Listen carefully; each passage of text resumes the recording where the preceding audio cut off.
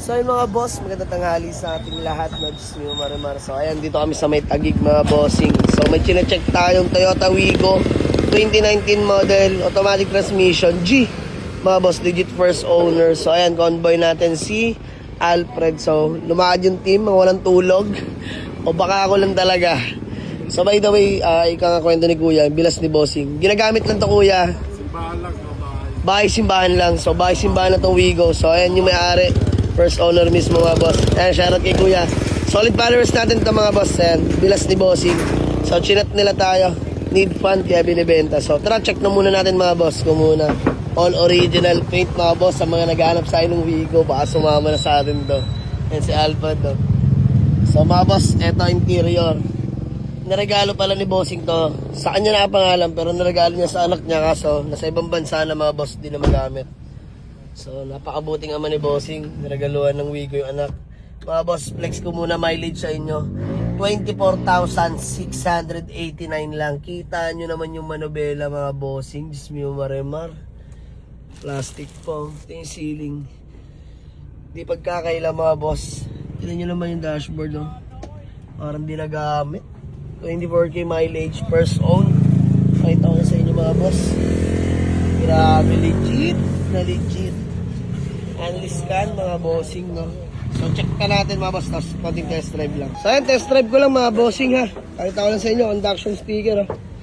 Toyota Wigo legit first owner, 24k mileage. Bahay simbahan lang mga boss. Mas lalo natambak to dahil simula nag-ibang bansa anak ni Kuya, hindi na nagamit mga bossing. So busy din si Kuya sa kanyang business. Ayan yung palengke nila. Ganda mga bossing, sari-sari store. Sasama si Popoy, si Nelskili, Richie Boy, kasi Diwata. So mga bossing no sleep. Huwag na huwag nyo tutularan. Kasi kung itutulog ko ito mga boss, usapan namin 8 AM ni Kuya, hindi ko nadadatnan to. Malamang hapon nagising ko. So ayan, mas makaigi na itong ganito mga boss. Walang tulog, rekta-rekta. Sumama na mga bossing, sobrang worth it.